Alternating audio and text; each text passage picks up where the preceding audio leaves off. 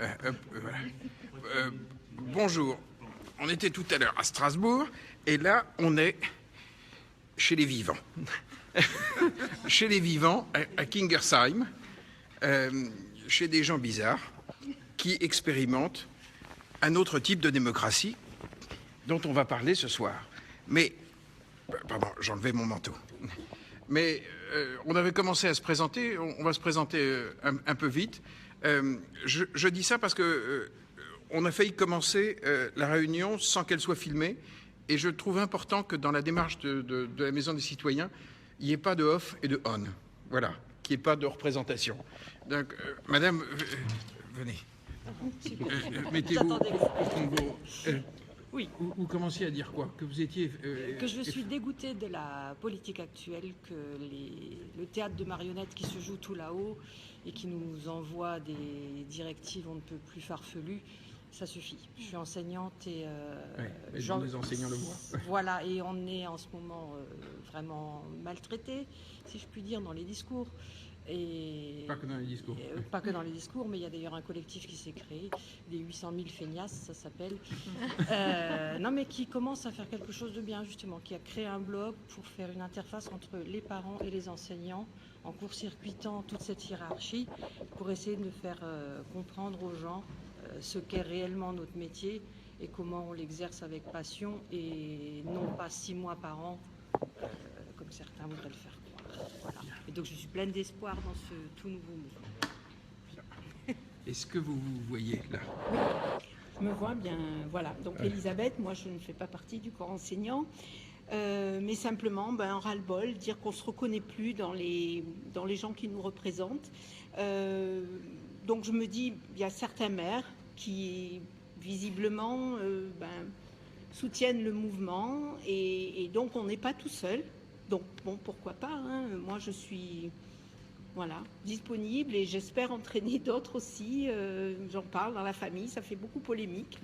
Le terme bienveillance, c'est très divulgué et pas que positivement. Donc j'explique qu'on peut encore parler de bienveillance, d'amour, d'amitié, que c'est pas ni bobo, ni... mais ça paraît très étrange chez certains. Donc moi je le... Bonjour, je suis Céline de la Maison des Citoyens de Colmar. Si j'ai envie de créer la Maison des Citoyens à Colmar, c'est pour provoquer de la rencontre, relier les énergies et sortir du sentiment d'impuissance. Voilà.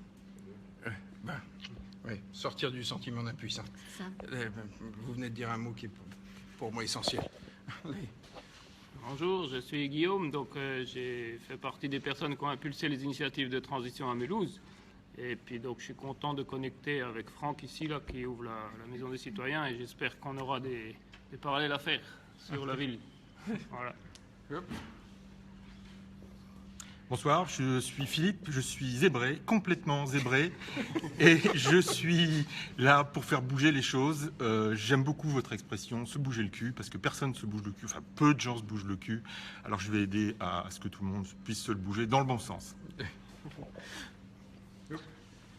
Bonjour à tous, moi c'est Guillaume, moi je suis conseiller municipal à Staffelfelden, un petit village, et j'en ai marre parce que on n'arrive à rien, malgré toutes les volontés qu'on peut mettre pour y arriver, il y a toujours quelque chose qui ne va pas, et j'en ai marre d'être en colère. Ça fait aussi 5 ans que je suis sur le carreau en termes d'emploi, et ça aussi j'en ai marre. Donc moi j'ai pas attendu qu'on m'oblige à faire du bénévolat pour en faire, donc j'ai envie de continuer ça, et je pense que la Maison des Citoyens, c'est la bonne maison où il faut être. Bon.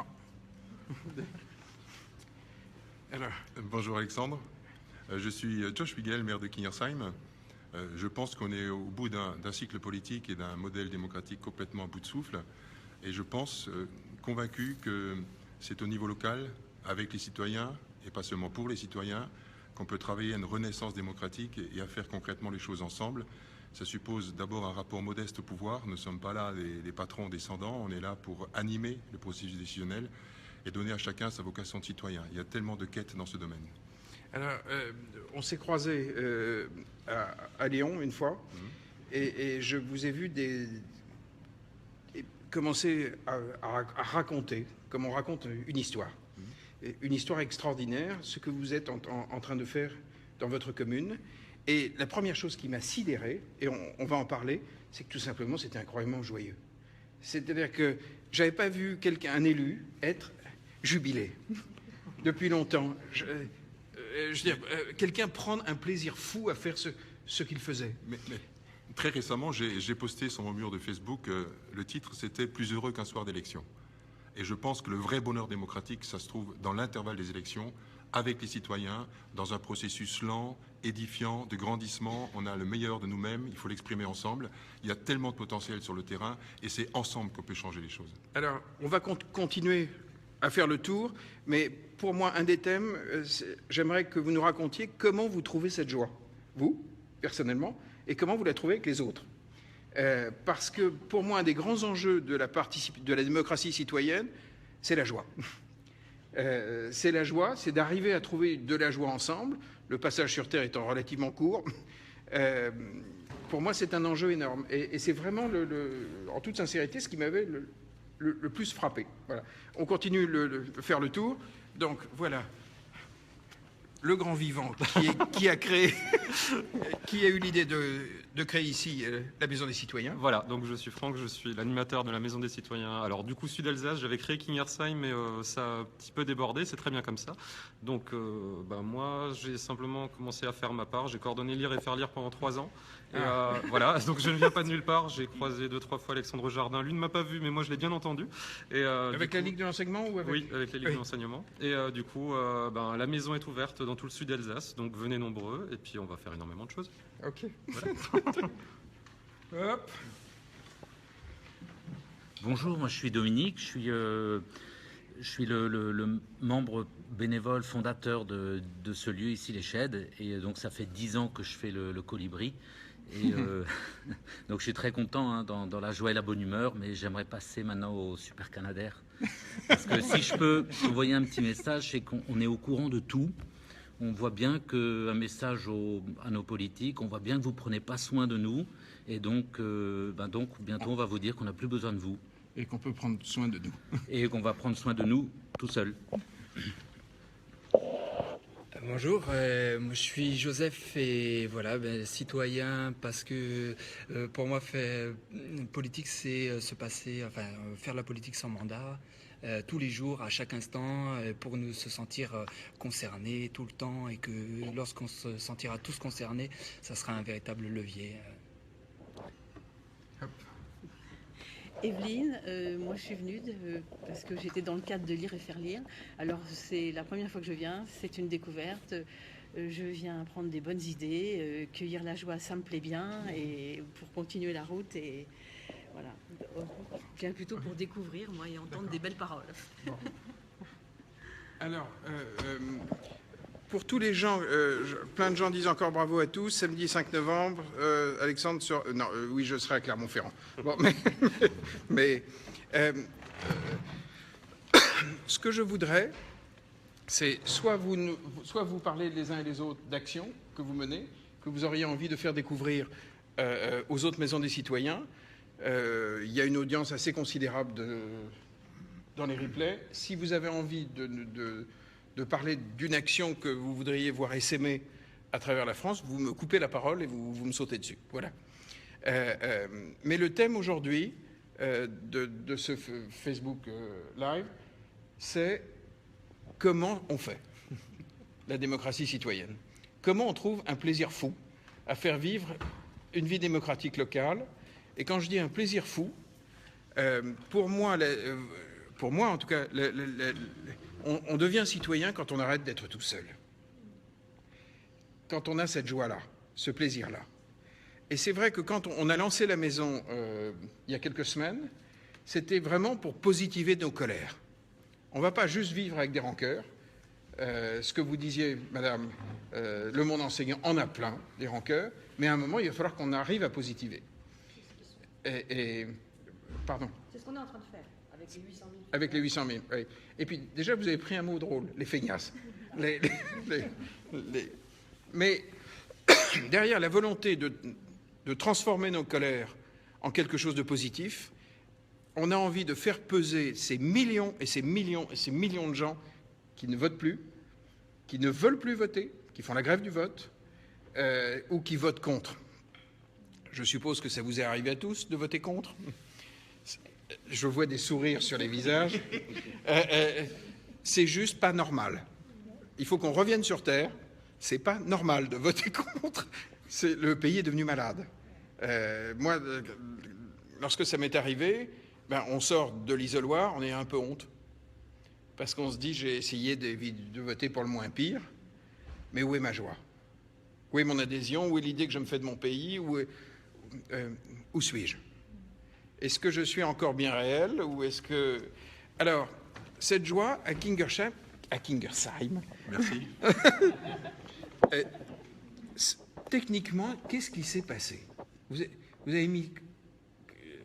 À quel moment ça a vraiment embrayé? Je ne peux pas tout vous dire, je l'écris dans un bouquin en ce moment. Qui sort quand? Le 24 janvier. Qui s'appellera comment? Mais je ne peux pas le dire. Il ne peut pas encore dire le titre. Je pense que tout le monde sera d'accord sur le titre. D'accord. Et toi en premier. Oui, non, mais en fait, ça ne se fait pas comme ça. Et tu le sais très bien, c'est une longue maturation personnelle d'abord. Oui. C'est aussi le courage de discerner nos propres pratiques. Premier mandat, j'ai fait pour les gens. Et je dis, c'est pas comme ça qu'on responsabilise la société et qu'on donne aux ressources humaines différentes expertises de s'exprimer. Et puis, j'ai vu avec la lucidité, je me retire de temps en temps pour penser, réfléchir, méditer. Et je vois la crise profonde qui est dans notre pays. Il n'y a que les politiques qui ne le savent pas. Quand je parle des politiques, ce n'est pas les 500 000 fantassins républicains de la République dans les communes. Je parle de l'oligarchie politique, politicienne et technocratique qui gouverne ce pays et l'Europe. Et donc cette crise est profonde. Et je me dis, je prends ma part, simplement ma part dans ma commune, en disant que je fais confiance aux habitants. Je pars d'un état d'esprit, c'est que chacun peut apporter sa part. Chacun. Ça veut dire qu'il faudra à la fois créer les conditions pour faire fertiliser trois choses qui me paraissent essentielles, qui sont en nous et qui sont entre nous. D'abord, la capacité de s'indigner. C'est fondamental. Deuxièmement, la volonté d'avoir une utopie, une vision, un projet, un autre monde possible. Et puis la troisième chose, s'engager. Le problème dans ce pays, c'est qu'on est des pays de spécialistes. Vous avez des gens qui s'indignent, des gens qui rêvent et des gens qui s'engagent. Et ceux qui s'engagent ont oublié tout le début d'utopie et d'indignation, ce qui fait qu'on a une carrière politique. D'ailleurs, c'est le seul pays où un cumul de mandats dans le temps et de fonctions, qui fait qu'on ne peut pas s'occuper de ce que doit un élu s'occuper, c'est-à-dire davantage du processus de décision que la décision qu'il a à prendre. En d'autres termes, la légitimité d'une décision ne vient plus du statut de l'élu, mais de la façon dont on le fait avec les habitants. Comment faire avec les habitants? C'est ce que j'appelle la démocratie édifiante. Alors là, on touche à quelque chose qui est pour moi au cœur du projet de la Maison des Citoyens. C'est-à-dire que si on prend, lorsqu'on ouvrira, je pense qu'on ira vers ça, parce qu'il y a une pression montante. Quand on ouvrira la dernière pièce de la maison, ce n'est pas pour que tout le monde aille dans cette pièce qui sera un parti. Ce qui m'intéresse, c'est que chacun puisse le faire. Au fond, ce qui m'intéresse, c'est beaucoup plus le fait qu'on ait un outil pour pouvoir décider que la décision finale. Je rejoins exactement cette préoccupation. Et si, au final, on est des millions, des centaines de milliers, qu'on représente un mouvement populaire gigantesque, pour moi, c'est moins l'issue des élections en 2017 qui m'intéresse que la manière de gagner. Parce que je pense qu'on ne peut pas gagner des élections pour donner du pouvoir si on n'est pas, dès le départ, dans cette logique de don et de confiance. Ce mot confiance, pour moi, c'est-à-dire, si au départ, on pense que soit on sait, à la place des autres, c'est cuit. C'est absolument cuit. Donc, moi, j'ai vraiment retenu les mots de... on fait confiance. A priori, on se dit que la personne en face vaut le coup, quoi. Même si on ne la comprend pas bien, même si ses valeurs sont bizarres. Et j'insiste sur le fait qu'il ne faut pas que la Maison des Citoyens devienne la maison des associations. Il faut que ce soit la maison des entrepreneurs, des simples citoyens, des retraités, des militaires, des gendarmes, des écolos. Il faut qu'on accepte nos différences de culture, à condition qu'on soit d'accord sur la bienveillance, les territoires, donner du pouvoir aux gens qui font, quoi. Et puis qu'on soit pour un processus de démocratie citoyenne. Mais alors, quand on part de ça, il se passe quoi?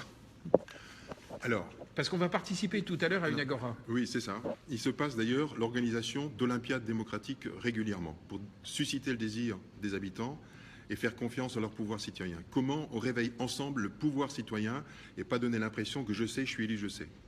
Ensuite, il faut adopter une grammaire démocratique. Mais ça veut dire que dans son cœur, il faut être au clair avec ça. Ah, il faut être clair là-dessus. Je veux dire qu'il faut juste avoir l'impression qu'on est de passage, qu'on n'est pas propriétaire de ce qu'on fait et que ce qu'on va faire ensemble est plus important que le résultat. D'ailleurs, j'observe que le résultat est toujours bon quand c'est le fruit de l'intelligence collective.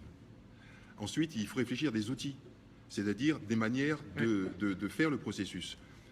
Des outils diversifiés. Nous avons fait des jurys citoyens sur le vote électronique, des forums ouverts comme... Des jurys citoyens sur quel genre de sujet? Alors c'était intéressant. J'ai mis en délibération au conseil municipal le vote, une délibération sur le vote électronique. De bonne foi, je me suis dit, c'est un truc sympa. Au bout de 5 minutes, on connaît le résultat. Et puis dans l'opposition, un élu me dit, mais monsieur le maire, vous pouvez tricher. Moi qui franchement pense que la première qualité d'un élu, c'est l'intégrité, j'ai retiré cette délibération et j'ai confié ça à un jury citoyen. Le jury citoyen s'est réuni, tirage au sort, avec des experts pour et des experts contre, et le jury citoyen a décidé, a proposé qu'on garde le vote classique. J'ai remis la délibération à l'ordre du jour, adoption à l'unanimité. Qu'est-ce qui s'est passé? 1. Accepter de se tromper. 2. Construire un consensus sur la base d'un dissensus. C'est ce que j'appelle la démocratie apaisée. D'accord. Et joyeuse. Et joyeuse. Je vous ai coupé. Continuez. C'est des outils. Alors, l'outil qu'on a vraiment privilégié, qui est né à Kingersheim après une longue maturation, parce que ça ne vient pas comme ça, c'est un gros travail personnel, de travail en équipe avec les habitants, c'est les conseils participatifs. Il se passe quoi là-dedans? Conseil participatif, c'est que pour chaque projet, nous créons une séquence démocratique qui a un début, une fin et un projet. C'est-à-dire que le projet trouve sa légitimité dans la coproduction avec toutes les expertises, les habitants, les experts institutionnels, associatifs et les élus. L'important, c'est qu'on soit tous de plein pied le temps qu'il faut pour aller au fond du sujet, fertiliser les points de vue différents, croiser les expertises différentes. Et comment ça s'organise? Ça dépend du sujet. Par exemple, l'aménagement du temps de l'enfant, réunion publique, information à tous les habitants. Deuxièmement, réunion publique. On met sur la table les désaccords, etc. On note les questions. Ensuite, on crée un conseil participatif avec un collège d'habitants, formé d'habitants volontaires qui se déplacent et formé en partie d'habitants tirés au sort. Des élus. Et les gens acceptent de venir? Ah ben, ils sont volontaires. Ils sont non, volontaires. Sur le tirage au sort, très compliqué. Statistiquement, 1 personne sur 6. Ce qui montre plusieurs raisons à cela. D'abord, le temps démocratique. Il y a plein de gens qui n'ont pas le temps. Deuxièmement, ce qui me fait le plus mal, monsieur le maire, je ne sais pas quoi dire. Troisièmement, moi je fais confiance au maire, c'est la délégation de pouvoir, il fait. Ou alors le maire est un couillon, j'y viens pas. Ou encore, d'autres raisons, c'est qu'on a tellement été biberonné à la délégation de pouvoir permanente que d'inverser les choses en disant vous avez le pouvoir et on peut le partager, c'est compliqué. C'est dire ce que nous pensons, Alexandre, et nous ensemble ici, va à contre-courant, en profondeur, de ce qui existe aujourd'hui. Il n'y aura pas de grand soir. La mutation va être profonde. Elle viendra des territoires. Elle viendra avec des citoyens, des élus et des experts qui oseront se parler ensemble, se dire les différences pour construire des compromis dynamiques. Parce que le consensus mou à la con qui permet aux notables de rester en place et de faire du statu quo, ça on n'en veut plus. C'est ce qu'on voit depuis 30 ans. C'est-à-dire qu'on essaie de rester en place, on ne change pas vraiment les choses, c'est la politique des alternances et jamais de l'alternative. Donc la révolution démocratique, elle se fera sur le terrain, à partir d'une idée simple, quelqu'un a parlé de bonheur. Moi, ce qui m'intéresse aujourd'hui, c'est comment construire une ville fraternelle. Comment reconnaître dans l'autre une chance. Comment on peut construire du bonheur. Arrêtons de parler de programme, de budget, c'est compliqué tout ça.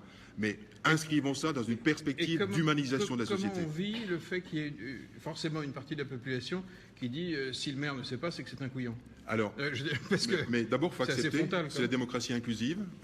J'accepte, c'est comme ça. Deuxième observation, c'est très important pour ne pas être frustré demain. Porto Alegre, qui est la ville emblématique des budgets participatifs, a réussi à mobiliser 1,5% de la population. Donc il ne faut pas s'imaginer que vous allez, malgré le travail qu'on a fait pour Agora 15-20, susciter des milliers de personnes.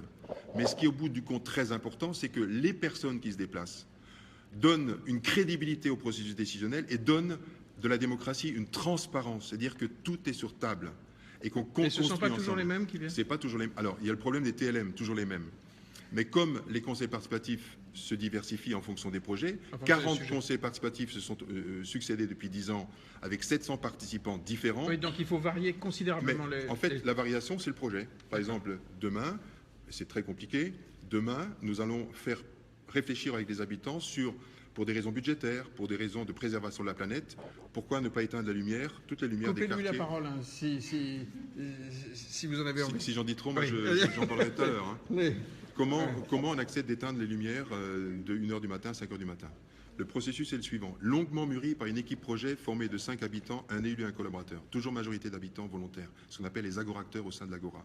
Eh bien, on a proposé information. Demain, à partir de demain, dans la boîte aux lettres, tous les habitants seront informés des enjeux, du contenu et du processus. Information, expérimentation pendant 15 jours. Pendant la deuxième semaine d'expérimentation, temps démocratique à des temps disponibles, différents temps, parce que souvent l'indisponibilité, le soir, les familles ne peuvent pas se déplacer. Donc voilà.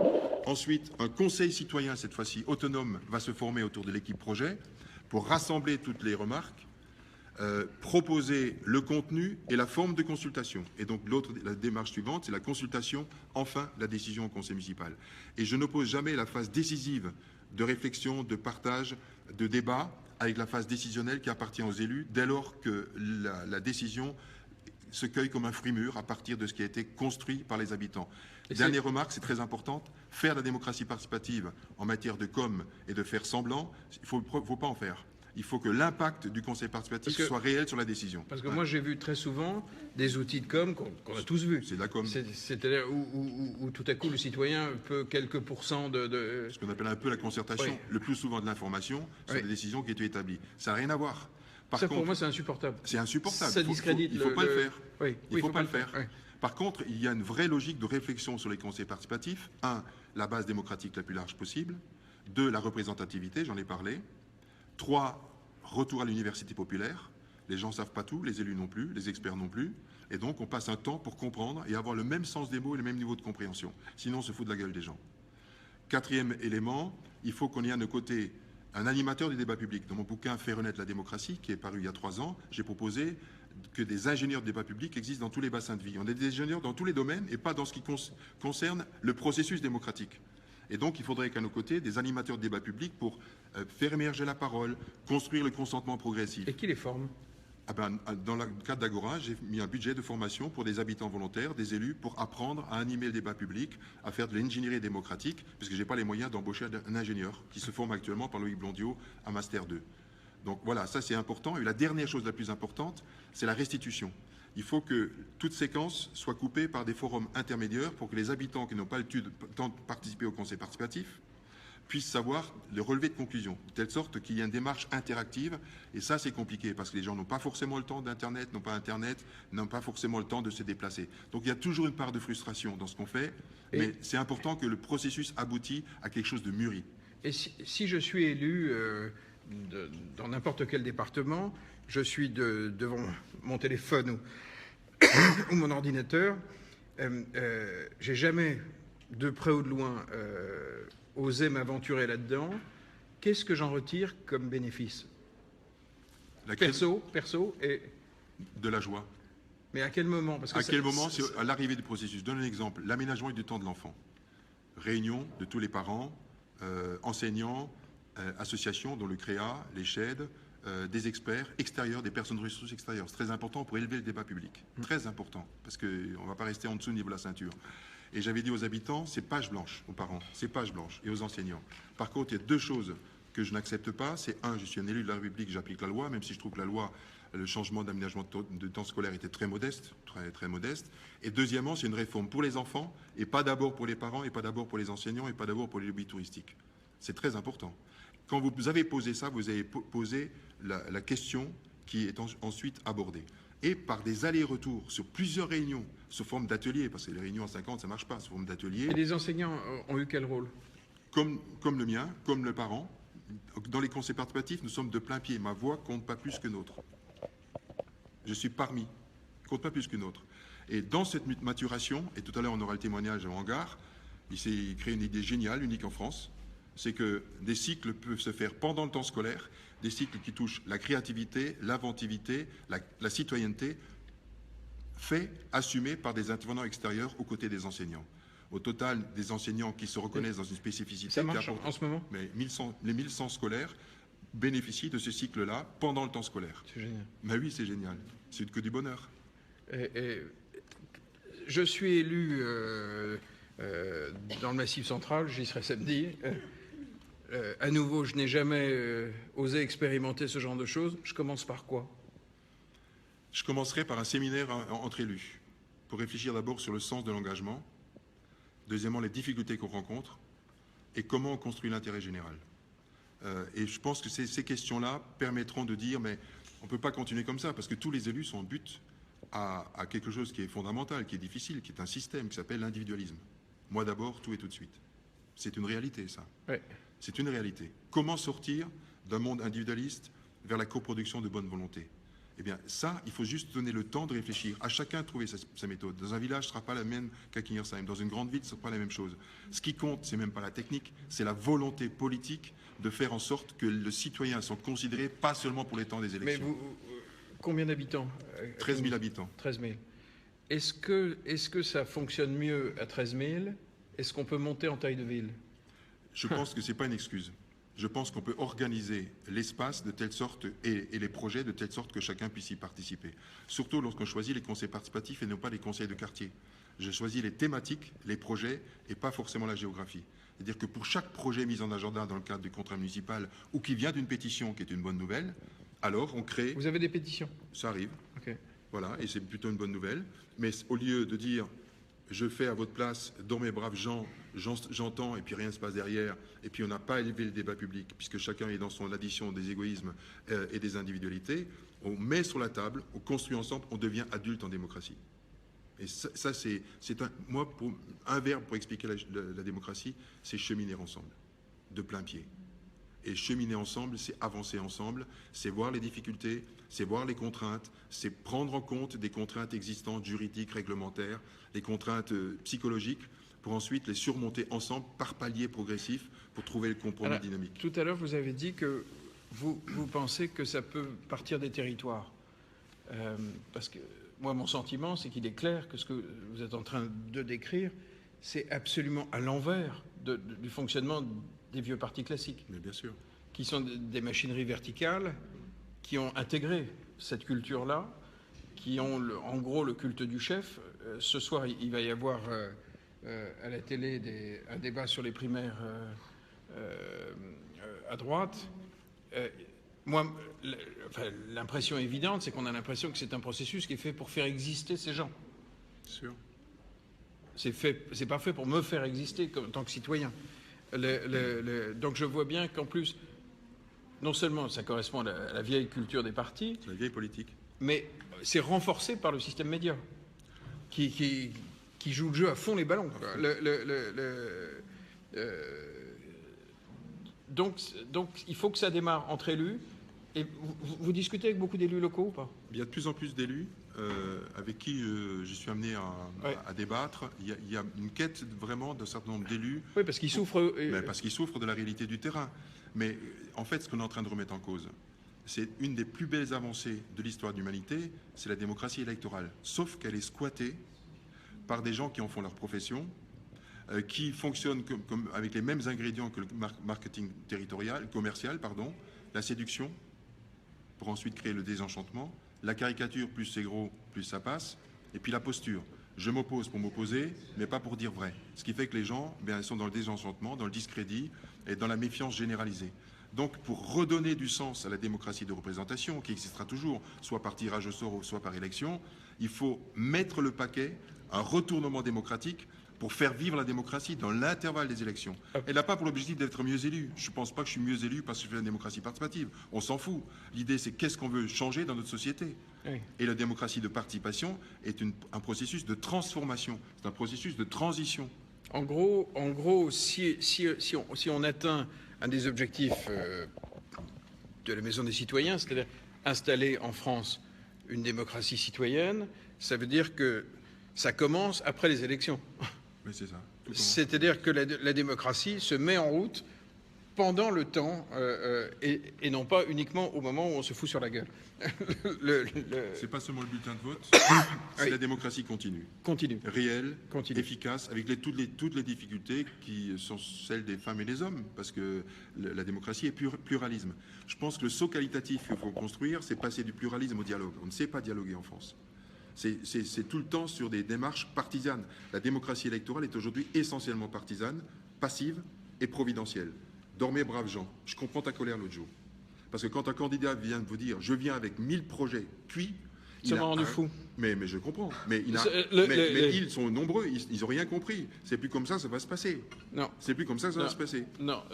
Ça m'a rendu fou, en fait, qu'un type puisse sérieusement, en plus un type qui est quelqu'un de bien, c'est pas quelqu'un de moche, qu'il ait pu mettre au point 1012 pages qui n'intègrent aucune initiative de la société. Aucune. Vous tournez les pages et vous vous dites, c'est pas vrai, il y a bien un moment quand même... je veux dire, vous êtes bénévole à lire et faire lire, il n'est pas fait mention de lire et faire lire. On s'occupe de 650 000 gosses. Non. On continue une approche technocratique. Heureusement qu'il y a le bénévolat, parce que je ne sais pas ce qu'il ferait s'il n'y avait pas le bénévolat, parce que c'est vrai qu'on règle pas mal de problèmes avec le bénévolat quand même. Mais ça règle quand même. Je pense que, en tout cas, pour lire et faire lire, pour moi, il s'agit de faire une alliance aussi affective entre les générations. Et ça, on ne va pas voter une loi disant la République déclare qu'il y aura de la tendresse entre les personnes de plus de 50 ans et les enfants. Ça ne peut marcher que par des initiatives très concrètes. Or, très concrètes, et lire et faire lire, c'est ultra concret, quoi. Mais des programmes comme ça, il y en a des centaines en France, des milliers. Il y a une créativité absolument sans borne, et je vois bien qu'il y a un problème de logiciel dans la tête. C'est que je pense, en plus, de toute bonne foi, je pense que l'homme à qui j'ai jeté cette brique de lait, qui était issu d'un processus impliquant les consommateurs, qui deviennent des consommateurs, et ça fait vivre 80 familles dans l'un. Donc il y a une logique économique intelligente. Je vois bien que ça doit leur sembler secondaire. J'ai été très frappé par un débat l'autre jour où il y avait des gens de la commune de Saillant qui expérimentent, comme vous, comme à Kingersheim, qui expérimentent aussi des processus. Et j'ai vu qu'il y avait une journaliste qui répondait oui, mais ça n'a lieu que dans un village. Sauf que les gens vivaient là. Et que c'est justement... Moi, il me semble, j'ai la même analyse, il faut que ça parte des territoires. Il faut que ça parte de nous, quoi. De notre dignité, de notre intelligence, Et donc, c'est vrai que dans les Facebook Live, on donnera la parole aux élus qui expérimentent. Parce que moi, ce qui m'a touché la première fois qu'on s'est croisés, c'est que vous n'étiez pas sûr de votre coup.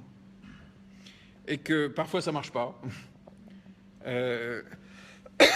Vous savez bien que c'est un citoyen sur 6 et qu'on ne change pas une vieille culture verticale de plusieurs siècles en 3 coups de cuillère à peau. Voilà. Il y a l'Europe aussi qui nous fait beaucoup de mal. On peut parler de l'Europe, l'idée européenne qui est une très belle idée, mais qui actuellement, on retranscrit les lois européennes au niveau de la France et on les subit. Il y a sans arrêt des... C'est le même mécanisme vertical. Voilà. Donc comment s'en sortir? Mais on l'applique en France. C'est une très France. belle idée, mais comment s'en sortir, quoi? Alors, comment s'en sortir? Je vais être très franc. Si on reste que 50 000 dans la Maison des Citoyens, on ne va pas y arriver. Sur les réseaux, toutes les semaines, il y a combien de gens? La dernière semaine, 620 000. 620 000 personnes qui sont venues sur Facebook. Ouais. Et en ne comptant que la maison. En ne comptant que la maison. Si je rajoute avec le trafic du site d'Alexandre, on est au-delà du million. On est à 1,2 million, 1,3 million. Oui, 1,2 million, 1,3 million. Ça veut dire que c'est en train de prendre. Ça veut dire que si on est nombreux à se compter, on sera peut-être réellement, à la fin de l'année, on sera peut-être des millions. Mais ça suppose que chacun fasse sa part. Je n'ai pas plus de pouvoir que vous pour mobiliser quelqu'un. Vous disiez que j'ai accès aux médias, je m'en sers. En tant que romancier, ça me donne accès à des plateaux. Et je le fais parce que, très franchement, je vois bien qu'en 2017, il va se passer quelque chose de très particulier. Où on ouvre une opportunité extraordinaire, où il y a de fortes chances qu'on aille dans un mur. J'ai pas envie du mur.